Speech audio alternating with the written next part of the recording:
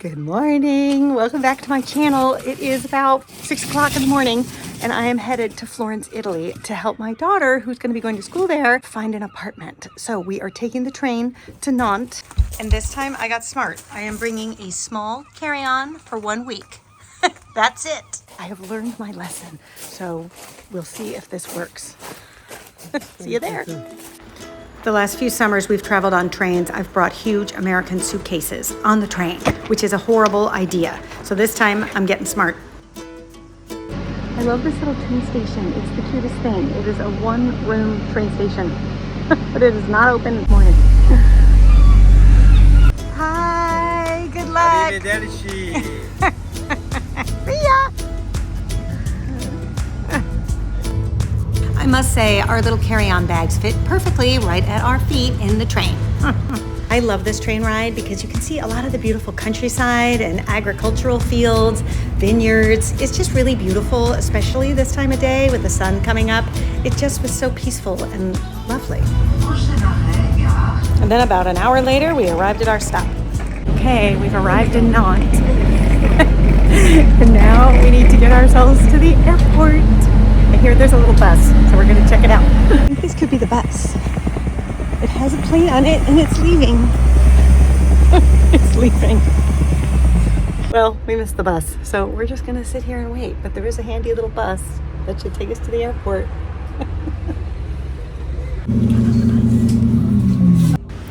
The bus only takes about 20 minutes, a quick drive through town, over the Loire River, and then you end up at the Nantes airport. We boarded our flight for Paris and we were off.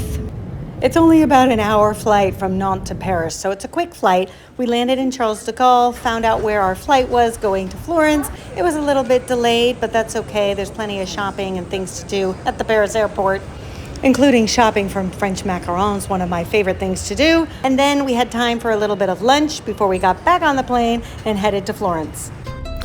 It's only about 20 minutes from the Florence airport to the center of the city, and we had been traveling all day and we were starving. So we were looking forward to getting into town and having our first Italian meal.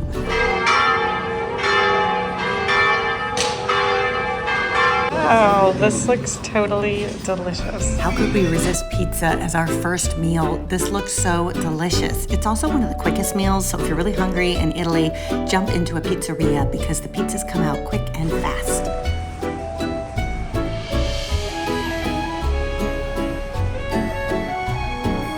Buongiorno.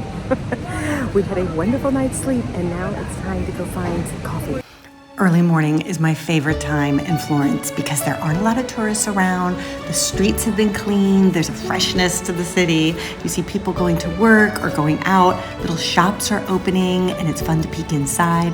One of my favorite piazzas is the Piazza della Republica, which is right in the center of the city. It's a beautiful square and there is a fabulous little coffee spot that we have been to in the past that we made our way to.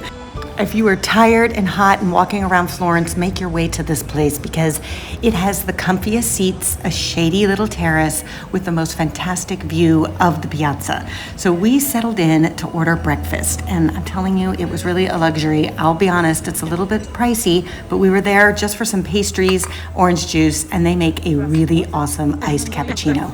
I love anything pistachio, so I cannot help myself when I'm in Italy. And because it is so hot, I've got my iced cappuccino and orange juice. This is the pistachio cream in this pastry, and it looks totally delicious. I have to try it. Yeah. Then to work off all of our pastries, we took a little stroll towards the Duomo. It's really amazing to see kind of normal sized buildings in comparison to the scale of the Cathedral of Florence as well as the Duomo. This whole complex is so beautiful and is such a pretty walk. It's really amazing when you can see just how big and massive these buildings are and how many people come through here every year. It still was pretty early in the day, so there weren't that many tourists, but this area can become totally packed. Now, walking in this area of Florence, you really have to be careful because there are bikes coming at you from every direction, cars that will be zipping down the streets, and the cars treat humans like pigeons. They just keep going until you move out of the way. So I really recommend staying on the sidewalks. You'll be safer there. Now, during our little walk through town, we spotted All'Antico Vinaio. This is the sandwich shop that you've probably seen all over TikTok, all over Instagram. So we decided we had to get in line and see if it was worth all of the hype. This whole process works like a well-oiled machine. As you'll see behind the counter, there's a bunch of different ingredients, and you can choose from different sandwiches that they have already, or you can design your own. They use these big slabs of amazing focaccia bread that they cut into half and fill with the most delectable ingredients. And then they just wrap it up in the paper and off you go.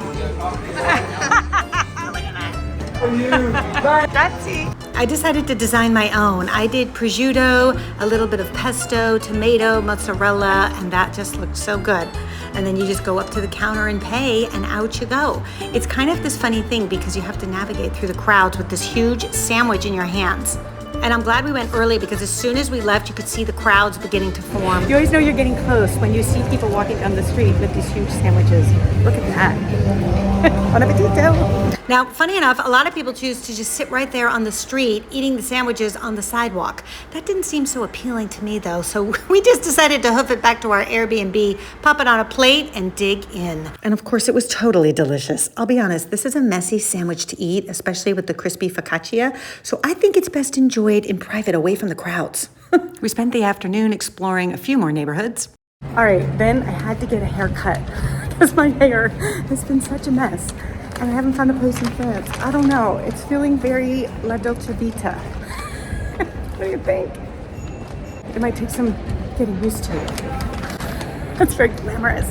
And then around the corner, we ran into a wine window. These are little windows that are all over Florence, mostly in the city center, that date back hundreds of years. They were a way to sell bottles of wine and avoid the tax. And they're still in existence today. You can knock on the little door and buy a glass of wine, and it's perfectly fine to drink it in the street, as long as you don't block any businesses. I think it's a little early for wine, even with my glamorous hairdo.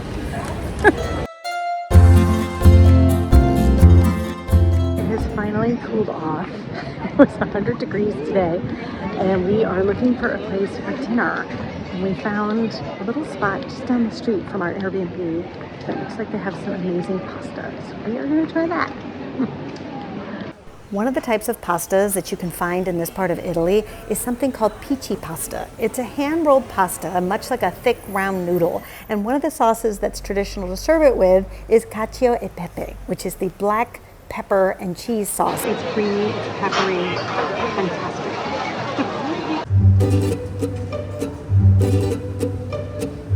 Hi guys, good morning. Today it is 100 degrees outside, so I traded my very glamorous hairdo that I had yesterday for a slick back. I either look like I just got out of the pool or I'm ready for my ballet recital, but my daughter is like, both my daughters really are queens of the slick back, and she just had to have it. See, look, there she is. Doesn't she look gorgeous with her slick back? She's Stop! Okay, so we are walking through the beautiful square that includes the Duomo and the cathedral. I really want to go inside, but this trip is really about getting my daughter situated. So we have a ton of errands to do and figure out, and I'm going to go here when I come back to drop her off because she's going to be settling in with her roommate, and they're not going to want me hanging around. So I'm going to get all my sightseeing in when I come back. But today we had some work to do, so I wanted to find out where the Apple store was in case she needed any repairs, the pharmacy. The local pharmacy also had one of these little pharmacy vending machines, which is great if you need something when the pharmacy's closed. Then we also went and looked at a few language schools because I really want her to be able to learn Italian.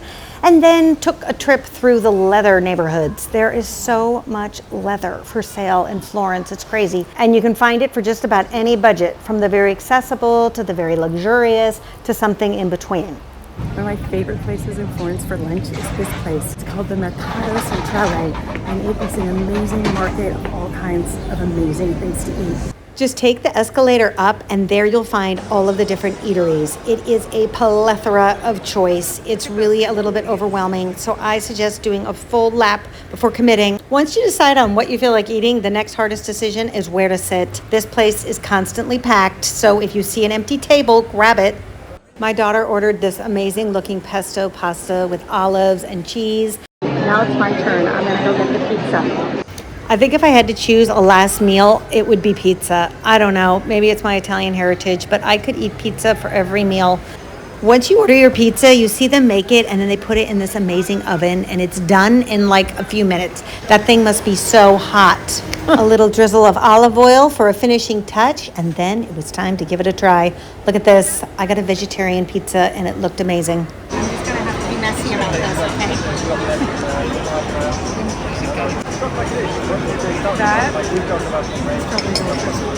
And the thing that made this pizza so amazing was the crust. It was like the most delicate, lightest crust. And the best way to eat it, really, it was just to fold it in half. And then on my way out, I saw what I'll be doing in September when I come back. Look at this. It's a cooking school. Doesn't this look amazing? Wow, this looks like such fun. I'm going to have to come back and do the cooking classes. This looks amazing. What is this? This is the name of it, if anybody wants to come do this and tell me how it was. It's right in the center of the market. It's this cool cooking school. This looks amazing. Next time. And then just to show you, it is worth going downstairs because this is where they have all of the different food products for sale. This looks like a great place for gift items or things that you want to bring back to the States. Yum, what is this? Truffle. Do you like truffle? I do. Delicious, thank you. Now I either need a nap or a coffee. I can't decide which. Well, neither was in the cards because my daughter spotted Melrose Vintage. This is this amazing vintage store that we stumbled upon the last time we were here in Florence, and it's pretty amazing. If you like vintage shopping, the prices are great, and they have such an amazing selection. They also had a lot of like funny American things like Levi's and cowboy boots and things like that. But then you can also find very Italian things, especially in the way of their coats and jackets. And so that was fun. So we spent some time roaming around there. And then I literally almost fell into the next shop because the stairway was right off the sidewalk. And if I wasn't paying attention, I might have just tumbled down these stairs. But I was in need of a new pair of shoes because my feet were killing me. And I found these little numbers. Aren't they cute? The thing that is amazing about these shoes is the leather is so soft, it's like butter.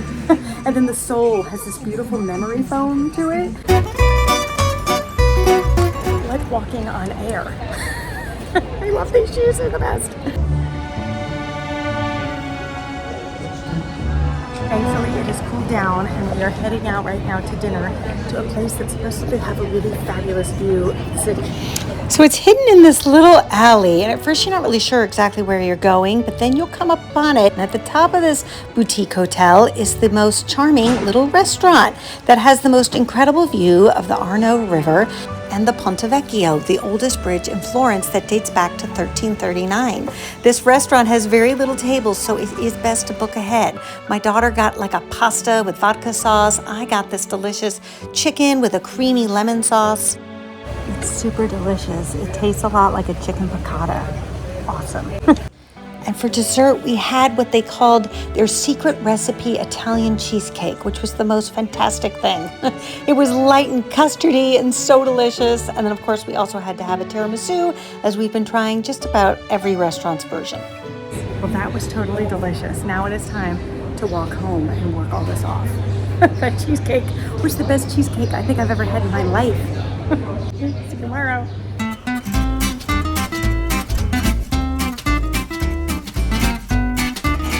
The next morning, we spent the day walking around the city and getting to know all of the different neighborhoods.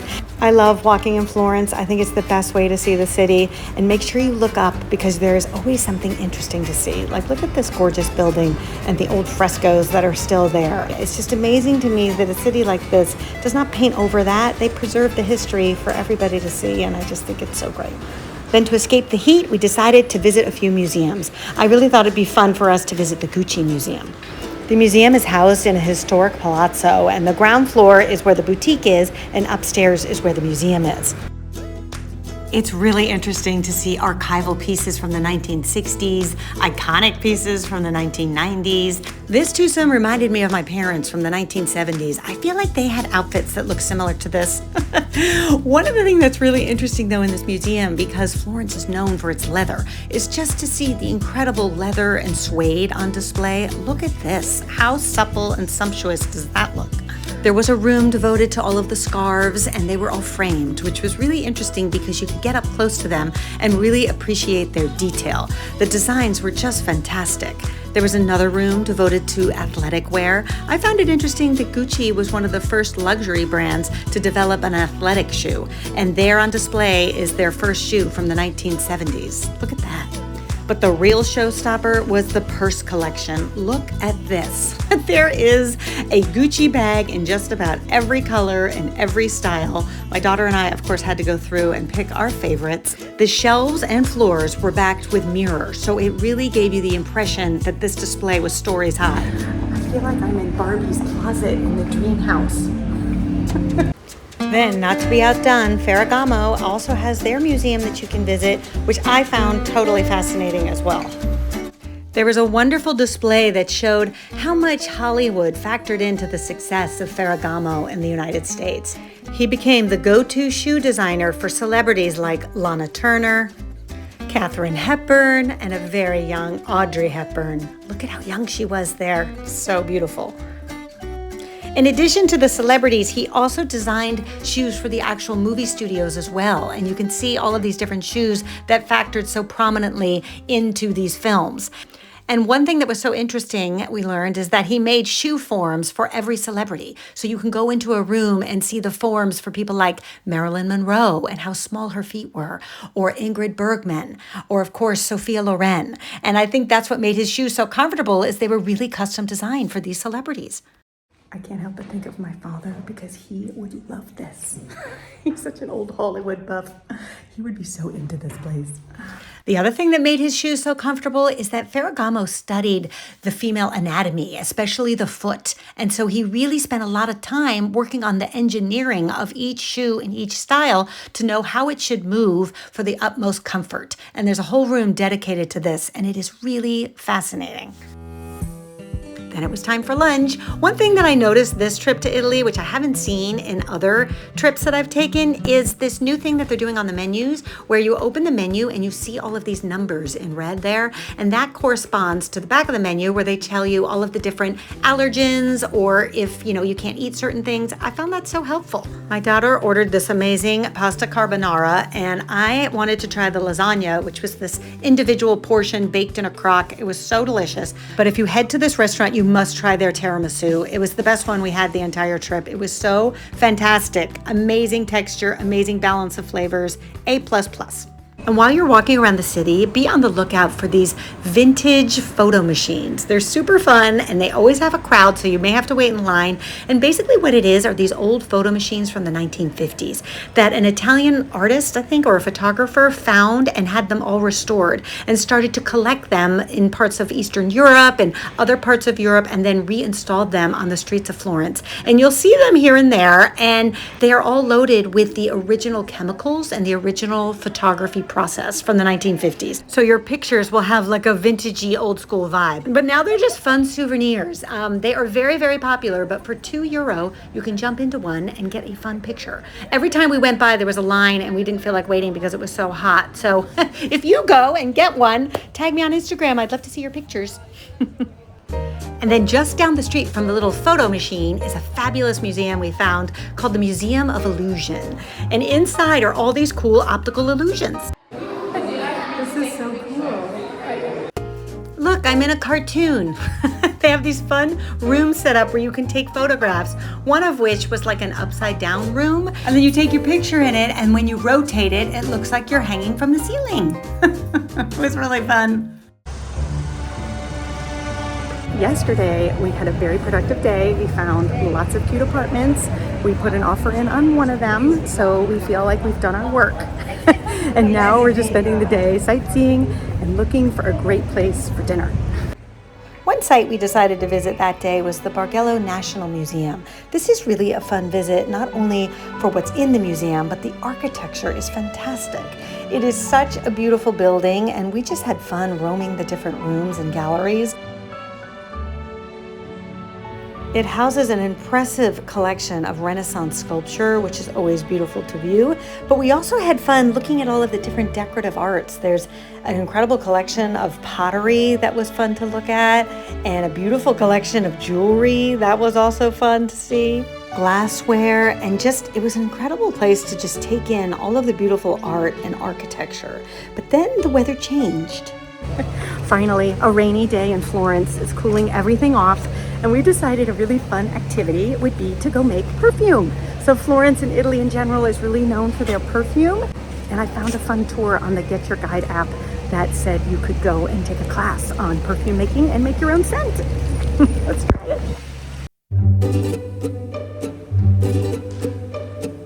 Once inside, it was fun to see all of the different bottles of essential oils representing all kinds of different scents.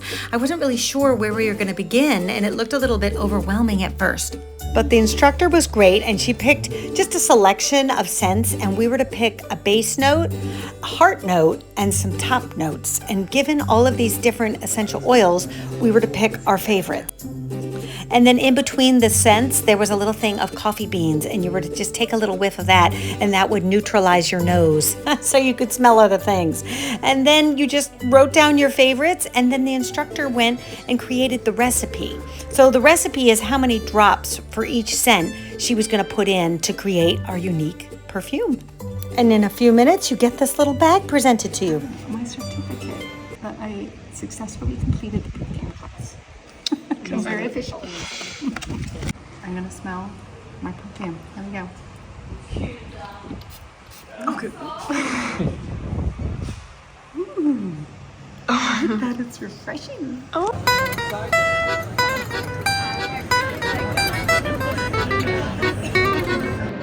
Alright, so tonight we are going for some homemade pasta. My dad sent me this little video, this Instagram reel about this place that makes their own pasta in front of a window, and you can watch it during the day. So we went and did that, and it looks pretty good. So we're gonna see what it's like. So I ordered some homemade raviolis that were filled with potato and covered in a Tuscan meat sauce.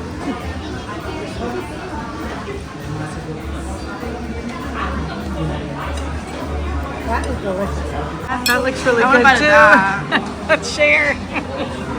The thing that is so amazing is the meat sauce. It's so good.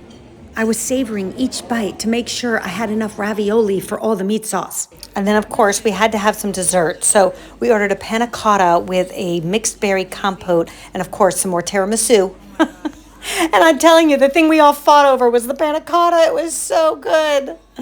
If you were headed to Florence, I would definitely make time to go to Il Grande Nuti. It was fantastic. On our last day in Florence, we decided to venture across the Arno River to check out the other side of Florence.